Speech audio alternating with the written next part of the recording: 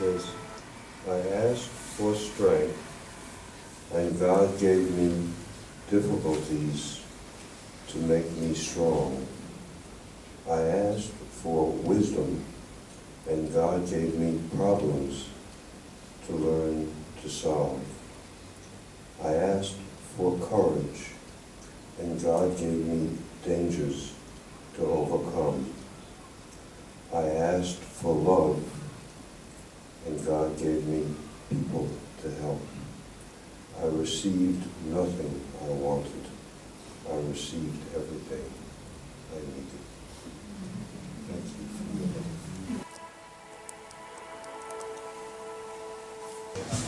Questions are opportunities to explore. Yes. And but I'll start with where the question begins. Injustice.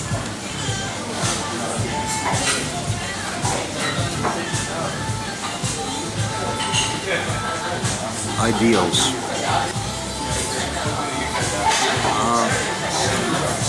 I believe we're all endowed with a sense of injustice. So what turns me on is anything that triggers that sensibility.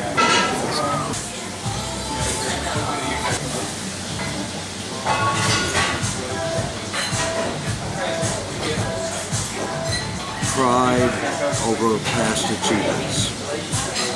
I don't live in the past and in memories.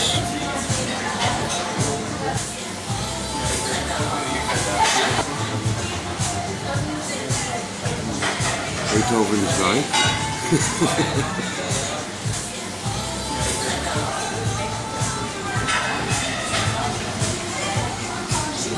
The radio in the background when I'm trying to talk.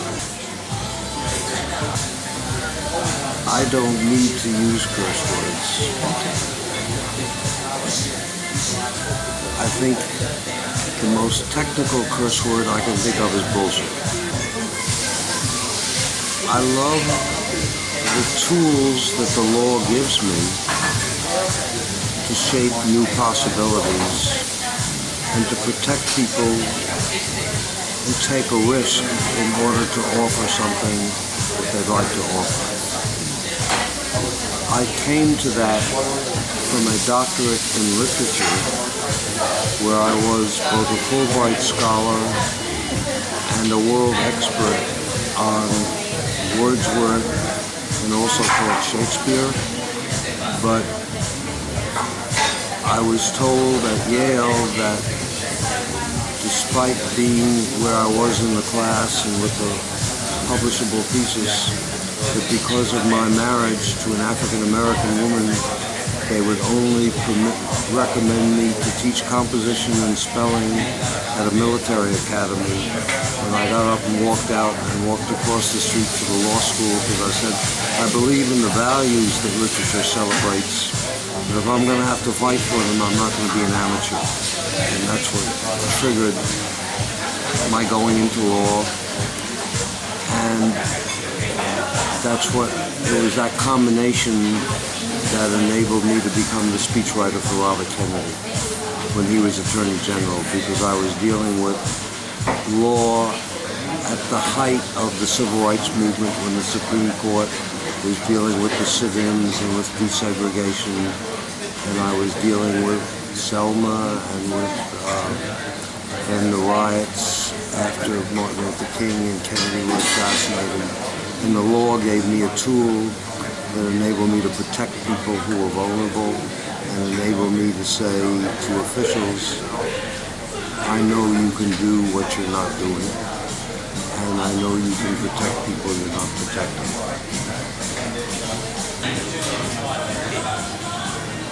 In my religion, belief in heaven is an option that you can either take or reject.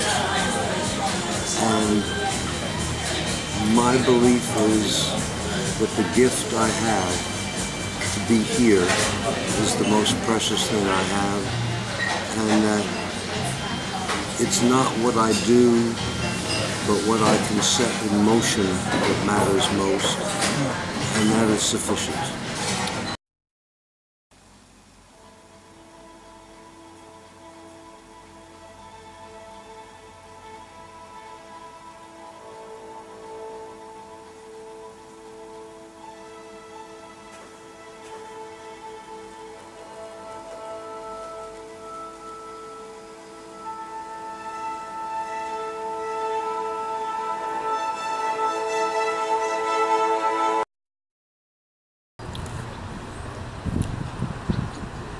met, she was originally at Northwestern and I was at Swarthmore Quaker College in Pennsylvania. We met because I was dating her roommate and I could never understand why the dates were so dull and the letters were so brilliant and so exciting to be part of a dialogue until I found out who was writing them. She got rheumatic fever, so she left Northwestern and she enrolled at Swarthmore. But I didn't know who I was meeting. We just sort of got along.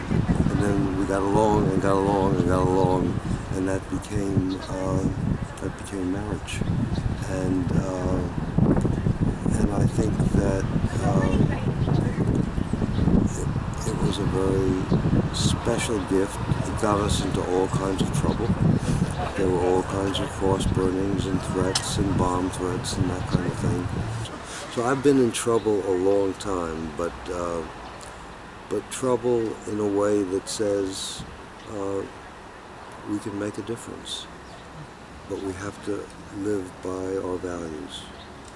And sometimes the world respects that, and sometimes you pay a price. And I have paid the price, but I have been exceedingly fortunate in the ways in which the opportunities I've been given to stand for what I believe in. I think a couple come to mind. One was praise from my mother when plantings I had done flowered, and that brought joy. The second was I went to a public high school with a very high delinquency and gang rate, and somebody asked me to help somebody who was having real trouble with their studies. And so I said, of course. I didn't realize that he headed the gangs and they protected me ever after. But it was the sense of joy that he was learning and that I had helped him that, to me, I didn't know what the result would be, but that was one of the most joyous moments I have because I helped him. And I went into literature because there was I was so much involved in controversy that I felt I was losing the ability to feel, to love, and everybody was defined by, are you my ally or my enemy? And I felt I was losing the capacity to respond to people simply as human beings and to respond to beauty that, for me, nature gave us. So my doctorate in literature was for me a way of healing. In 1980, I had a major heart attack that blew away 60% of my heart. They said maybe I would have 2 good hours a day for the few years that remained. It was 1980. There were a lot of other people being declared useless, and I thought, I'm not going to accept being useless even if I've only got 2 hours in a couple of years. And that's what got me to invent time banking for useless throwaway people to demonstrate how valuable assets they were and the need to rebuild communities. So there are time banks of varying sizes in more than 40 states. The biggest ones are a couple thousand people. The smallest ones are 15, 25, 30 people.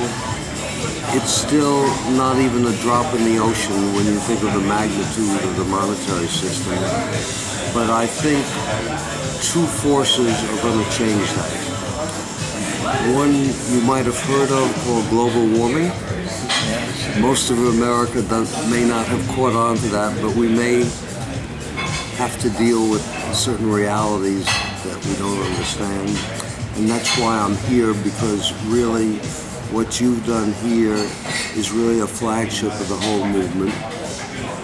The other phenomenon that is going to wake us up is the aging of the baby boomers. If 10,000 baby boomers turn 65 each and every day for the next 17 years, we may have to wake up to the fact that we are aging. I've yet to meet a baby boomer who admitted that, but they do admit to having aging parents. And as we begin to deal with that, none of us have the money to pay for a nurse or a doctor or a professional 24/7 or even 3 or 4 hours a day. So we're going to have to find ways to create a new kind of extended family that does what families have been doing since the beginning of time. So I would rather that our growth industries be about time banking. Right now our growth industries seem to be penitentiaries and nursing homes, and that doesn't strike me as growth industries I want to see continue at the forefront. My real goal is to set in motion a process that is seriously out of control. And here in New Zealand, you have taken time banking to a new level in dealing with global warming and disasters. So I came here as much as a student as I was a teacher.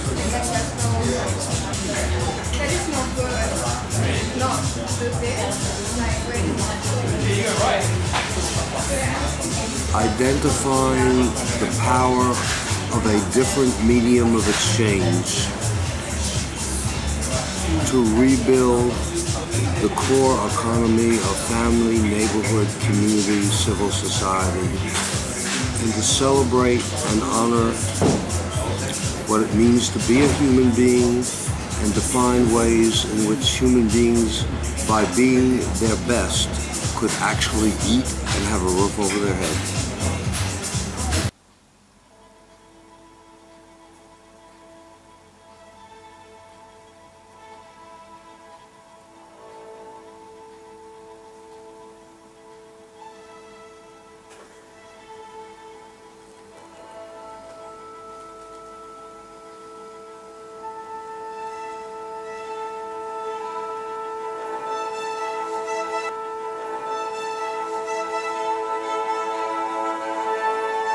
And Ralph Nader asked me to help him by trademarking his eagle. And his motto in Spanish was "Si se puede," yes we can. And he said, I give you the English version. And so I have been yes we can long before Obama adopted that. And I was offered a lot of money to sell that, and I said, you don't sell a gift from Cesar Chavez. Best piece of advice?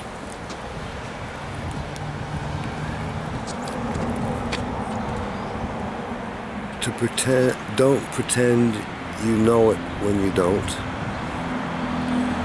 Admitting that you don't understand or that you don't know is wisdom, and the highest risk behavior is to pretend you know it all and you're the expert. Admitting your limitations is the most useful advice I can give. Work like hell. Get some kind of a marketable skill so you can eat, but don't let that determine your life or what you do. And I think I would say, trust your sense of injustice to energize your actions, and don't be afraid to make commitments. A commitment is a scary thing to make, and I see a lot of people afraid to really say, this is what I'm going to do come hell or high water. Doing something sort of half-hearted is not the way you make a difference. You have to say, This is my commitment now. I'll make another commitment down the line, but you get all of me now, not a piece of me.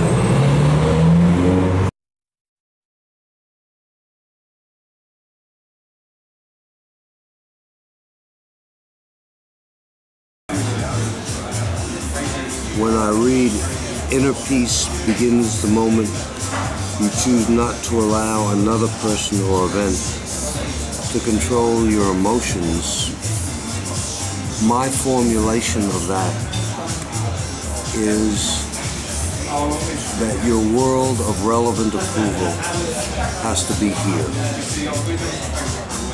And if you're so busy looking for external approval, if I had looked for external approval for my marriage, for my use of law, for inventing funny money, none of that, nothing that I have achieved would have happened. It was because I believe not just you follow your own emotions, but you follow what your instincts tell you will arouse either your sense of injustice, and that you are here to advance justice by remedying or preventing what would trigger your sense of injustice. I think the second quote that I would say is most important to me is Gandhi, be the change that you wish to see in the world. And because I had a twin sister, all of my life has been in partnership with the woman who I married. So, and in time banking, she was the CEO and I worked for her. When she wrote her thesis, it was about work that I had done with Native Americans, and my son's late wife was the daughter of a Navajo medicine man. I put my wife through law school before I went to law school. And in time banking, I have a struggle with my own wife because I want to actually help people and she wants me to go spread the word, and I say I can't be authentic if I'm not living that life and doing some of that myself.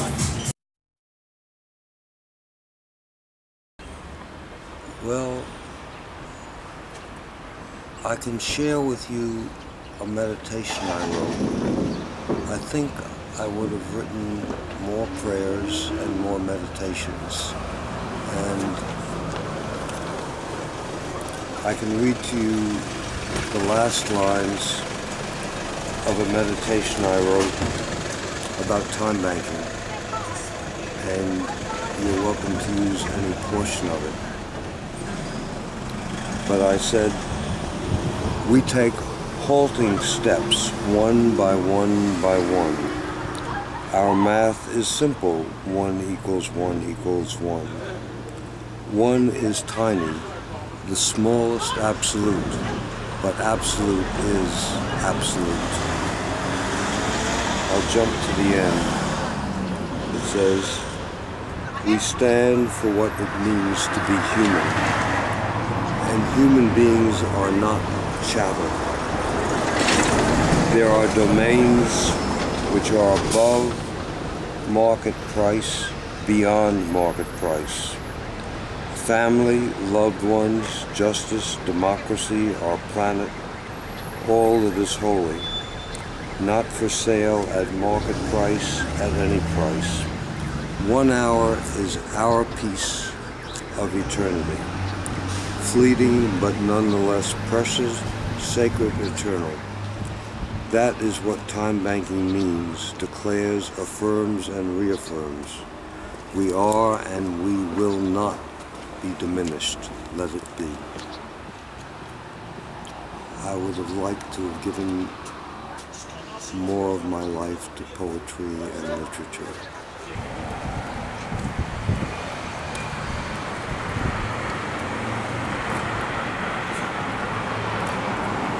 So I'm now technically 80 going on 14. let my works speak for me.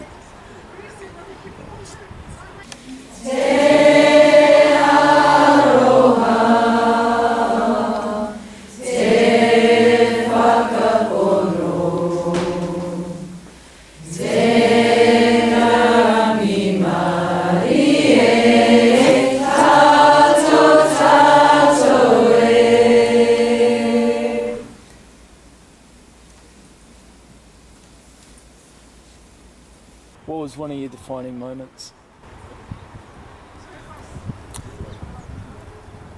When I stood there surrounded today with the group, sharing the music of the Maori and the songs of the Maori, that was a defining moment for me and for the journey I'm on.